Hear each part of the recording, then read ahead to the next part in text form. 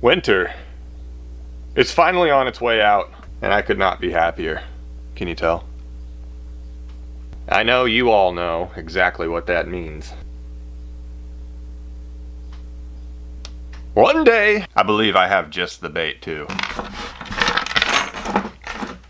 Clean off my workbench. A suspending jointed jerkbait. That simple. Dives, runs around the 3 to 4 foot range. That's a thing in the winter, fishing with jerkbaits, and I think it's preferred that they suspend. Like you rip it, pause, rip it, pause. You can elicit reaction strikes from like lethargic cold fish in the early and late winter time. So let's roll with the seasons. It's still a bit chilly out. I think it's gonna be close to 50 degrees while I'm out fishing, but right now it's like 30 something. This is a one day. 10:22, starting the mornings out early. We're getting back in a rhythm. Get daylight longer. Daylight savings just happened, so it's lighter out later. So let's draw something up.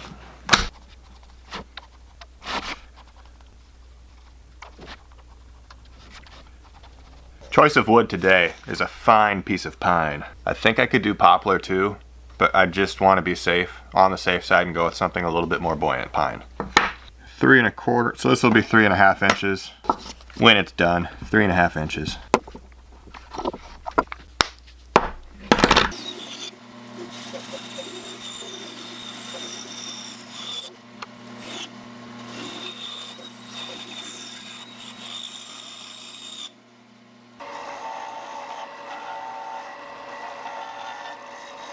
Action is going to mean everything to this bait. Yeah, especially so early in the season like this, we need something that performs well, performs better than what I usually do. I'm going to be paying very close attention to like how I weigh this, the shape of everything, getting a good action from the lip I put on this. Action's important in this video. I'm more just preparing myself to not screw that part up. I'm talking to myself right now. Gonna cut this joint by hand. Wow, I just made that really crooked. I usually end up cutting joints by hand. I don't have sophisticated jigs and stuff where I can cut joints on a bandsaw or a table saw. I don't know if you saw how I did that, but I transferred this mark essentially over here, exactly where it should be, using a square. See, you get the picture? I suppose I do have a fancy jig for cutting joints. A subscriber gave this to me, and I like it much more than what I used before, which was just this without magnets. And I used another block of wood and put it on top and stuff. That's how I held the blade. I'm not farting, that's a chair. This is a bit of a delicate process. You don't want, can you see in there? You don't want this edge of the block to be on the line. You want it down from the line a little bit. And you want it down from the line the width of this blade. That's how you get right on the line, and you have to do it evenly on both sides so you actually get this cut to meet precisely. But you're not getting it to meet yet. You want this bait to be one piece while you carve it for more precise carving ability. Sound like a salesman. There we go. Whoa, that was on. This is going to be a good cut. Here we go. That's all we need. That joint's ready to be cut, but we're not cutting it yet. It's time to carve. This looks like a perch, doesn't it? That body, that hump on the head there. Maybe I'll paint this as a perch. Messy, messy bench. Gotta get my work sharp out of here. I think I do want this to be a flat-sided bait. Flat-sided baits end up having quicker actions because there's more severity to the hydrodynamic drag that gets put on the side of a bait when it's flat, and it ends up going better. Could you tell I made up like half those words? It does not need to be a flat-sided bait. Let's give it some but I said those fancy words and I don't want those to go to waste. I'm gonna give it a little bit of some curvage. A little bit of curvage is good, right? You don't want too much. Things start getting out of hand. See, the reason I didn't want it to be so flat-sided is because it gets so narrow right here. I don't want this wider this way than this way, you know? It looks stupid when you do that. Not that any bait makers' baits that have that are stupid. I'm just It's just a preference. So we're gonna sand that down to those lines.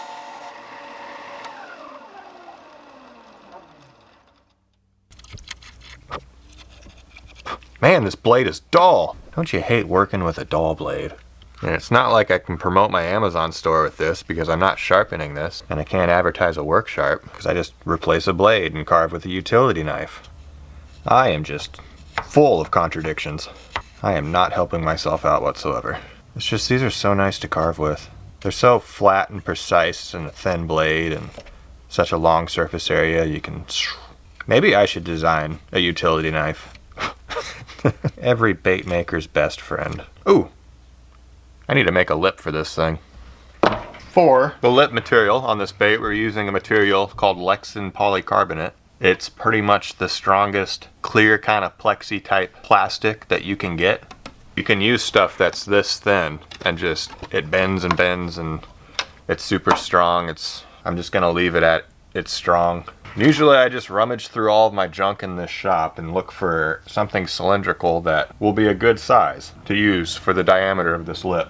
Like I find a flat spot on the piece of plastic, I jam it in, make it flush with the back of the lip slot, make sure it's flush, and then you can just stencil out down here whatever you want your lip shape to be. And that usually works pretty good. I am not the one to blame if it doesn't work. You're taking random advice from a dude on YouTube, so maybe you should question your own judgment. Got a pin. I suppose the measure of quality of this advice would be if this bait works or not. But that's also anecdotal. Just one account where it did work, so that's why I have experimental videos too. But I suppose that's anecdotal as well. Life is hard. That is too small. Wouldn't that look pathetic? Well, it is a suspending jerkbait. Maybe it does. Maybe it will fare well with a small lip like that. With a wider lip, you tend to catch more water. And you actually get like a slower, lumbery, like dump to dump, like it wants to dive harder so you don't get the quick little rapid wobbles. So I'm gonna go with a small lip. I'm gonna beef it up just a little bit though. Use my eyeballs and beef it up free-handedly. Bless me. There. Like a straight-sided, rounded off front lip. It's right about the thickness of this bait. That might be perfect.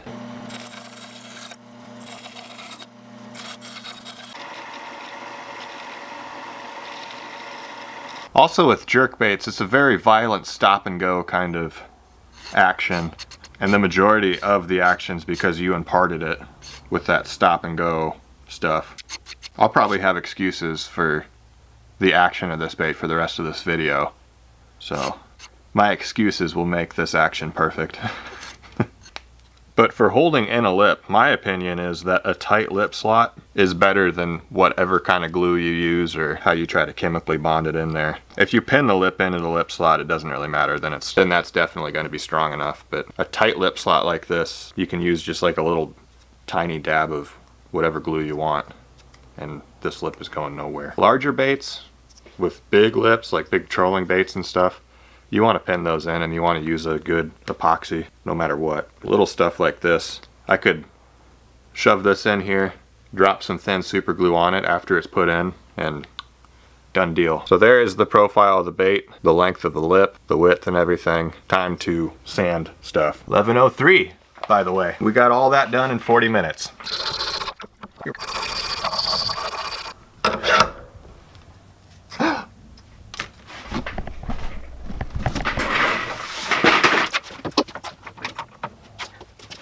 First one day of the year, and I remembered to plug in my lead pot. Okay, next thing's next, eye sockets. 1/4-inch eye sockets. Good Lord, I do not have a lot of room for those. This is gonna have to be one of them baits where the eye sockets are not like this, but like this, up on the head. So be it. Haven't done one of those for a YouTube video yet, so hopefully this doesn't look too stupid. We all reach a point in our lives where that's about all we can hope for.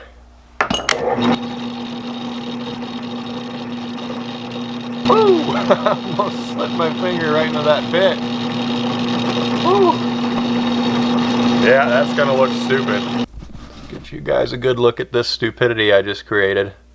You know, it kind of reminds me of those old school, oh, I have one, I'll show you. Like these, you know?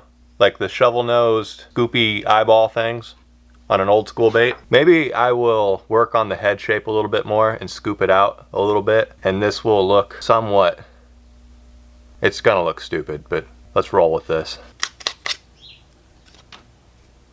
Oh, lead hole. Let's drill a couple lead holes. Most important part. Here we're back to the drill press. Even weight distribution on a jerkbait like this is unnecessary. You just need lead in one spot. That's enough to make this bait sit flat and suspend. And having the lead in one spot actually is preferred. If you cut open conventional Chinese suspending jerkbaits and stuff, you'll see that it has ball bearings and metal in certain spots along the body of the bait, and that is to get it to sit evenly in the water. That makes it easier to get the bait to sit more evenly in the water. This is going to be tougher to get to sit evenly or flat in the water. We are still only going to put weight in one spot. And I didn't even mark out where that needs to be. Okay, I need the hooks and everything too. Ooh, actually, wow, I really jumped the gun on that. I need to cut this bait apart, add the joint hardware, add the line tie and the 2 hook hangers, and then put the hooks on it that I'm going to be using, and then balance it and find out where I need to put the weight. Would you look at that? I got some hardware right here. These are going to be the joint connections for this bait. If you take a look at my workbench, there's random stuff like everywhere. Little pieces of I found these just on my workbench, so this isn't cheating. I made these. Well, I didn't make these today. I don't care. One day! But I have to make the line ties and hook hangers. Just gotta snip out 3 lengths of wire. Snippy, snippy. Bend them all somewhere in the middle, like such as.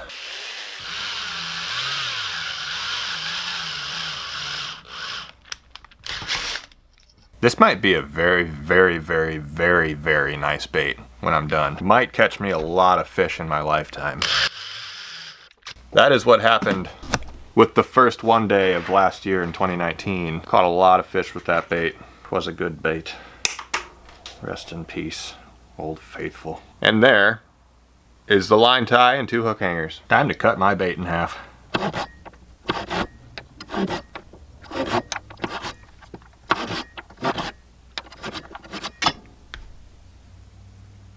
Yeah, that was a nice little poppy separation right there. I'm gonna send this joint back a little bit. This back piece, just draw a line. Try to maintain that pointy edge, but sand this part back to the line. That gives you more space for your joint to wiggle wobble.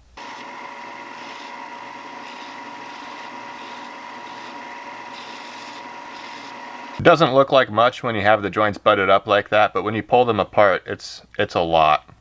It's a big difference. Alright, holes. Let's keep moving. Gonna use some calipers, mark out some holes that are even on the tops and the bottoms, and then are also even with the other piece. I feel like I'm being really descriptive, showing you everything that I do in this one day. Maybe that's good. Maybe you guys will like that. Maybe it doesn't matter. Okay, holes are marked. Time to drill. Where's my Makita? I want my Makita.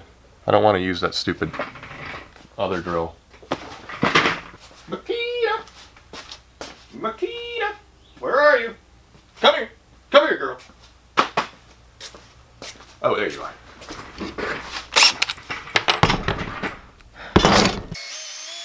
The goal is to feel as uncomfortable as possible. Get your fingers right next to that drill bit. That's how you know you're doing good. Once in a while you see things like that, like something's off. I needed to just chamfer this edge down a little bit. Just go for it, man. Get that power tool out and go to town. You'll probably mess it up the first few times and have to restart, and what you're doing is a complete loss, but it needed fixed. Fix it. That's gonna be a nice bait. Can you tell from me doing this that this is gonna be a nice bait? Okay, this is gonna get tricky. These eyes come down really far and that lip slot's deep. I only have a tiny bit of wood to pass this drill bit through and not like have it poke out anywhere.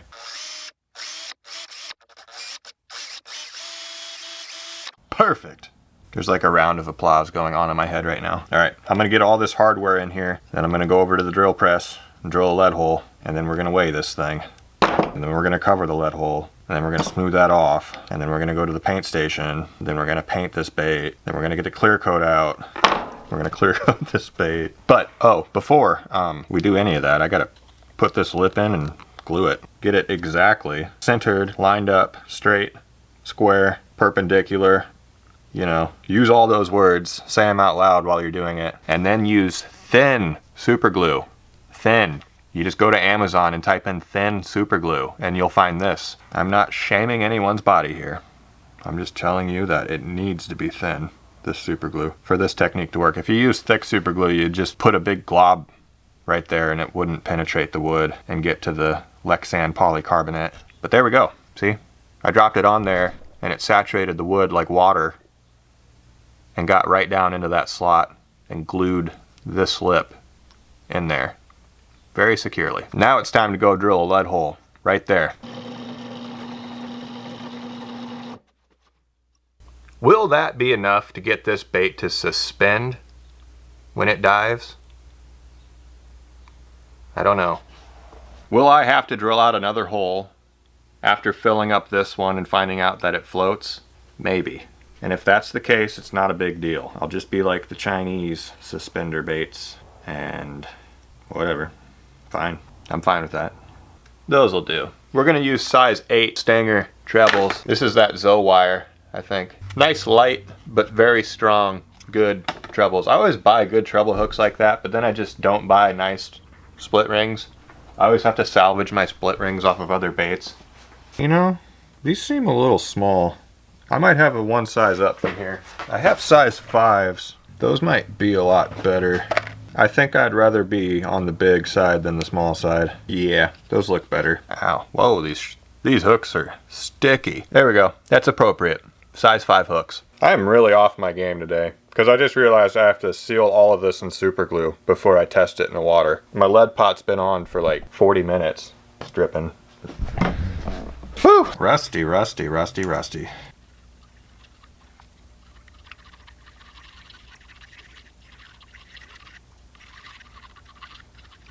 It's beginning to smell a lot like a one day.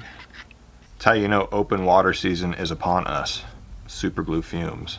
This is good, strong, skin ripping super glue too. Get you a bottle of that stuff. I endorse it. It's probably not even on my Amazon store. Did I mention I have an Amazon store? There we go. Tight fit. It's what you want. You want to hear popping and cracking and squealing while you're trying to fit stuff. If you're a potential new homeowner and you're thinking about getting a home on a busy street corner, let me just advise you not to. Just don't do it. Find somewhere else. You might end up having a kid and that kid's trying to sleep upstairs. Some turbo diesel 7.3 comes like screaming by. It's annoying. Thank you for letting me vent on you guys. I'm gonna get this hardware all installed and we're gonna weigh this thing. It's been dripping a little bit.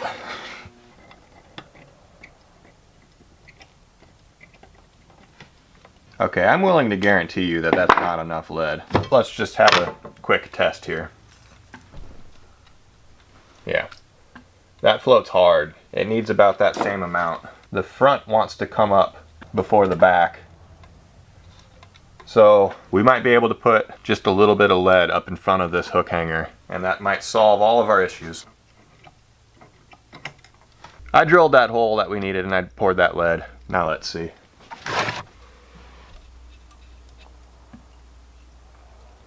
It sinks. Perfect. That's good that it sinks because now I can drill out a little bit of that lead and make it so it just barely floats, because we're going to add clear coat to this and that's what's going to get it to suspend and stay the same depth in the water. I'm going to drill out of the front hole definitely because it's leaning forward a little bit. There we go. Got that front hole drilled out just a bit. This might not have been enough. It was enough. Beautifully done. It does exactly what I want it to. Comes up very slow. On this small of a bait, the clear coat that I'm going to use on this is going to get that to sit just right. It comes up very even too. That's important. Sweet. Super glue and baking soda. Super glue and baking soda. Before applying the super glue and baking soda over the lead holes, make sure everything's dry. Water's not your friend when it comes to this process.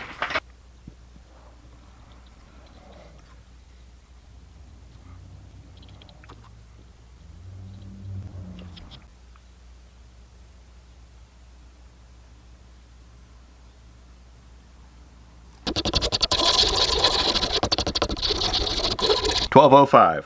Marching right along. It gets dark like 6:30, or no, 7:30. I got plenty of time. I don't have to be worried about when it gets dark. All I have to be worried about is making this bait work well, and then I will catch a fish and this will all be a success. Got that lip taped off. Just gonna hold this piece and this thing, and we're ready to paint. Oh man, it's been a while, as Aaron Lewis would say. Been a while. It's a song. Ooh, what's this? What do we have here? A sealed and ready to paint praying mantis? Don't worry guys, it's getting done. You don't have to ask where is the praying mantis. Where is it? Where? You don't put a video out for a few days and it's like everybody thinks they've been abandoned. I'm right here. I'm right here. Starting with white. Wicked opaque white. This is a very white white. I need to make sure to shake all these very thoroughly before I use them. They've been sitting a while. They've been sitting all winter almost. Next will be green on the top, orange on the belly. I do want the orange on the belly. I'm not going with a white belly perch. I think orange is good this time of year. And then gold on the sides. I'm gonna do all three of those and fade them into each other. I'm gonna try to keep this tamed and natural though. Natural but shiny.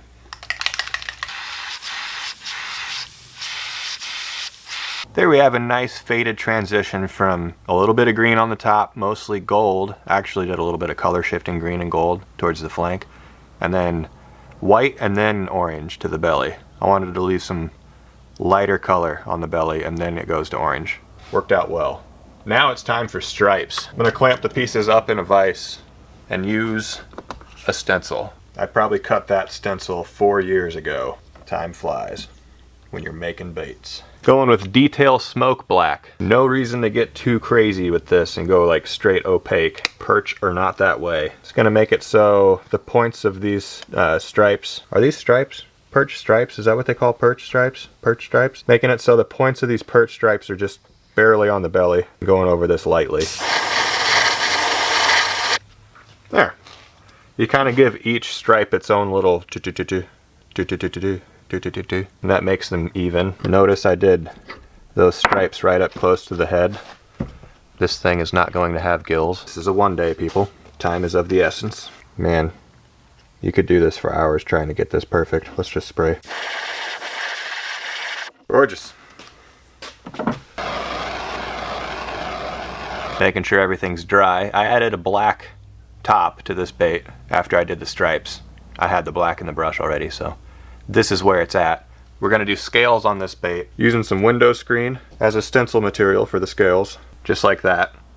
Every bit of the screen is pressed against the body of the bait. That's important. Now I need to think of a color that I want these scales to be. I think I know. I'm just kind of hesitant to do it. I can do wicked fastback green on the top and then just go to a pearl white on the belly. Ooh, probably a silver. Wicked fastback green on the top and then a silver to the belly. Why not complicate things, right? It might look good because between the scales will be gold and there's going to be this bluish tint on the top and then silver on the belly. That'll look good. Let's unveil the scales.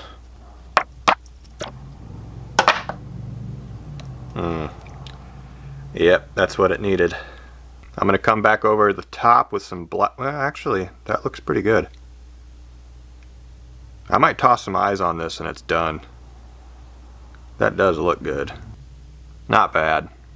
Those are the eyes I'm going to go with. There's green and gold. They match pretty well.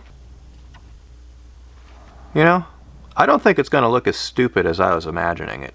But it doesn't look great. But then again, it doesn't look stupid. You might have a different opinion at home there, but or wherever you are. I don't know. Where are you? Are you in the bathroom at work? Are you in class? That looks stupid. When you look at it that way, it looks stupid.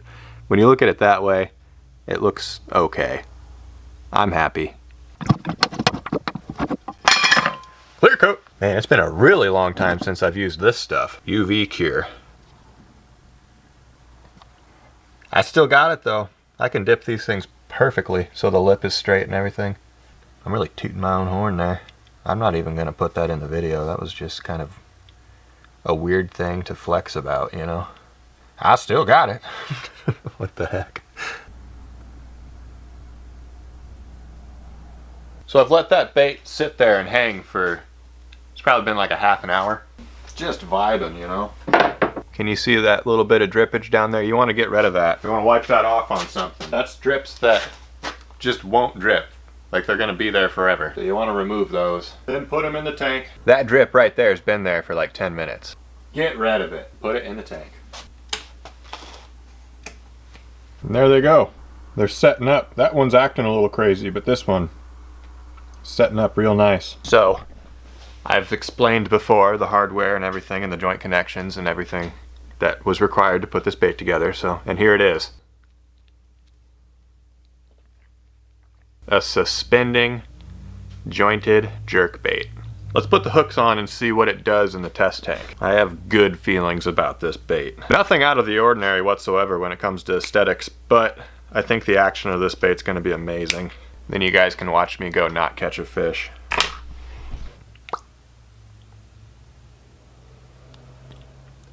You know what it needs? A split ring on the nose, and that thing is gonna suspend and stay right where it belongs. One sec. Here we go. That is good. There is a slight float to it. Like it's gonna come up really slow. But I have a feeling that's actually desirable. Like it'll jerk down, hang there, and then start coming up really slow. I could put a heavier split ring right on the tail, and that would solve it. Maybe I'll go for that right now. I'll see what that's like. That really slow float though looked deadly. Like fish will kind of chase it up a little bit.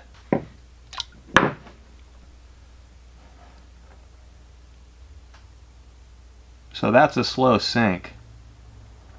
I don't want that at all. I'm gonna go with the slow float. Yeah, that's perfect. Let's go catch a fish. Here we are. If necessary, we will be doing pond, river, and creek hopping all day. I'm not afraid to fish for like 5 hours right now, so. I mean, who is? Who would be afraid to fish for 5 hours? What time is it? 2:26. I feel thumps. Yes, I do. Oh my goodness. Oh, it works so good. Oh, it just sits there. It wobbles like a champ when you jerk it, but then it just sits there. I don't know if it's the weight of the line. This is braid, so it floats, so it's just sitting there though now. Maybe the water's colder. Yeah, absolutely stellar, perfect, amazing action. If this does not catch a fish today, it is not the lure's fault. I saw a little otter in here when I first arrived. I tried to get it on camera, but it swam away too quick. Usually that's not good for ponds. Otters will kill your fish. It was cute though, very cute, because he paused and he like turned over on his belly and saw me and swam away. See how it just sits there now? It doesn't go down or up. It's right there. That is perfect. Very wide wobble too.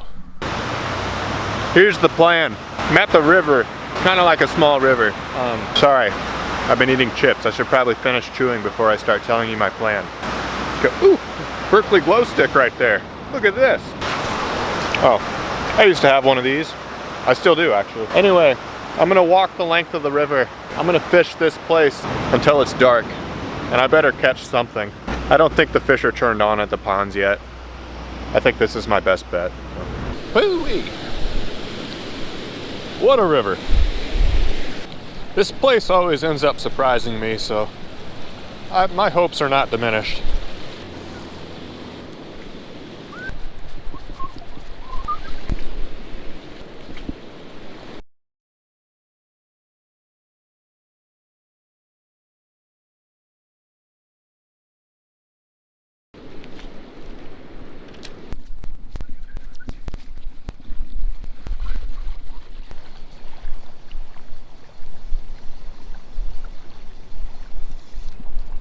Oh! I snagged something. I felt it. I snagged a fish for a second. It felt good.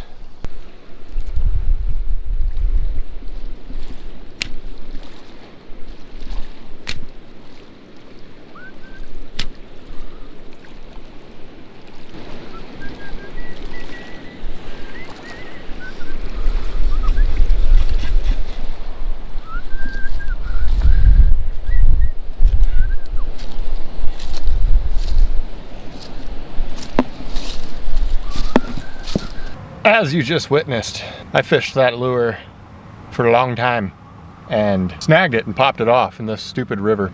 It's not a stupid river, it's a great river, but I have lost so many lures in this river. It's horrifying. It is horrifying how many lures I've lost in this river. The angler fishes down there, another one that I can't remember, and this one. But then I've came here when I was a kid, and there's hundreds of lures in this river that I've lost. Lure worked amazingly though. Amazing. It's good to, I have that in my head now. A jointed suspending jerkbait like that. 2 weight holes. I know how to make the size and shape and everything.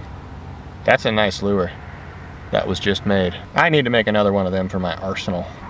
We'll get them next time. On to the next. I just yelled that so loud. On to the next bait.